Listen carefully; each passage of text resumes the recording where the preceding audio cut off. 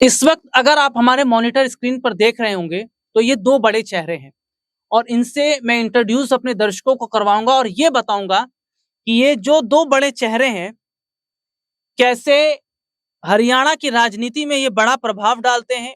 हरियाणा की राजनीति में इनका बहुत बड़ा रोल है और अब ये खबर सामने आ रही है कि अनिल विज या तो राजनीति छोड़ देंगे या तो अनिल विज विधायक लेकर कांग्रेस की तरफ चले जाएंगे। तो जो तस्वीर है आप देखिए, ये हरियाणा के मुख्यमंत्री हैं नायब सिंह सैनी और हरियाणा में नायब सिंह सैनी सरकार में ये मंत्री हैं, परिवहन मंत्री है अनिल विज। अनिल विज 2 बार स्वास्थ्य मंत्री भी रहे, अंबाला से वो विधायक हैं। बीजेपी को पूरी जिंदगी इन्होंने दे दी है।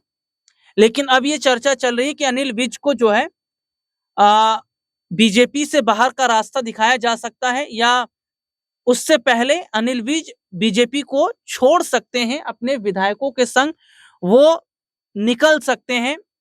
और अपने दर्शकों को मैं बताऊंगा ऐसा क्यों हम कह रहे हैं और क्या बड़ी वजह है कि अब अनिल विज को मौका देकर बीजेपी क्या छोड़ देनी चाहिए।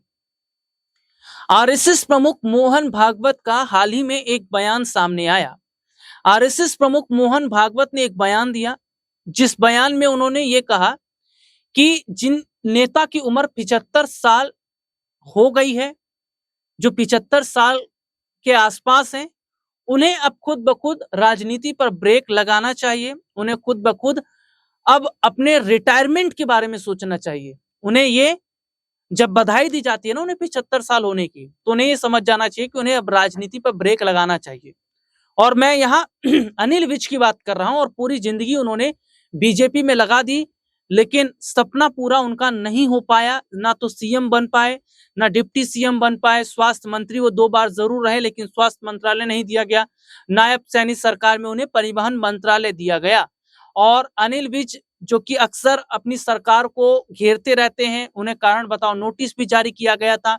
हाल ही में एक बार फिर से अनिल विज अपनी सरकार पर भड़के जब अंबाला में वो अस्पताल का निरीक्षण करने पहुंचे तो वहां खामियां पाई गई, दिक्कतें पाई गई। और मैं जरा अपने दर्शकों को बता दूं कि जो अनिल विज हैं अब वो सीधे सीधे तौर पर, जी हाँ, जो एज है उनकी वो अनिल विज की जो एज है वो लगभग वो अब 75 की कुछ समय में हो जाएगी और संकेत उन्हें भी दिए गए हैं। ये अनिल विज है नायब सैनी सरकार में परिवहन मंत्री, एज 72 ईयर्स यानी कि 72 साल, वो भी लगभग इस कैटेगरी में आ गए हैं। 15 मार्च 1953 उनका डेट ऑफ बर्थ है और 72 साल उनकी अब उम्र हो चुकी है। और अब उन्हें अभी नहीं मिल पाया सीएम बनने का मौका, बड़ी जिम्मेदारी नहीं मिल पाई, तो उन्हें आगे क्या मिल पाएगी। और आरएसएस प्रमुख मोहन भागवत ने यह कह दिया है कि जो 75 साल तक की उम्र के बीच में आ गए हैं, जो जिनकी हो गई है एज, उन्हें अब ब्रेक लगाना चाहिए। तो ऐसे में क्या अनिल विज को भी बीजेपी अब विराम दे सकती है। एक तो बड़ी वजह कि वो अपनी सरकार पर लगातार हमलावर हैं, लगातार अपनी सरकार को घेर रहे हैं। और आप एक चीज देखिएगा, मनोहर लाल खट्टर जो सैनी से पहले हरियाणा के मुख्यमंत्री थे, उन्हें क्यों साइडलाइन कर दिया गया। इसकी एक बड़ी वजह थी क्योंकि उनसे पार्टी के लोग खुश नहीं थे, जनता खुश नहीं थी, इसलिए उन्हें बाहर का रास्ता दिखाया गया, सैनी को सीएम बनाया गया। तो ये बीजेपी है और भारतीय जनता पार्टी में कभी भी कोई भी ऐसा बदलाव हो सकता है जो अनिल विज जानते होंगे। डिप्टी सीएम छोड़िए, उन्हें स्वास्थ्य मंत्रालय तक नहीं दिया गया, परिवहन मंत्रालय बना दिया गया।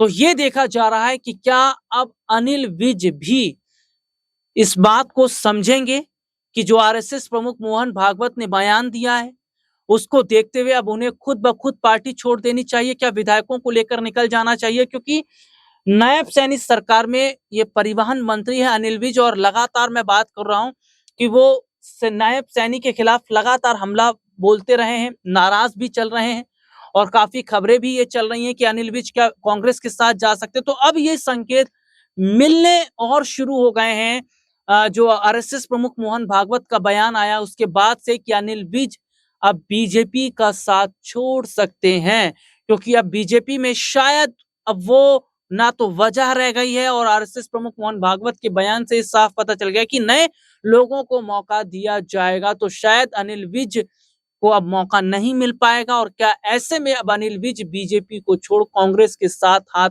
मिला सकते हैं? तो क्या हरियाणा में कांग्रेस की तस्वीर बदलती नजर आएगी?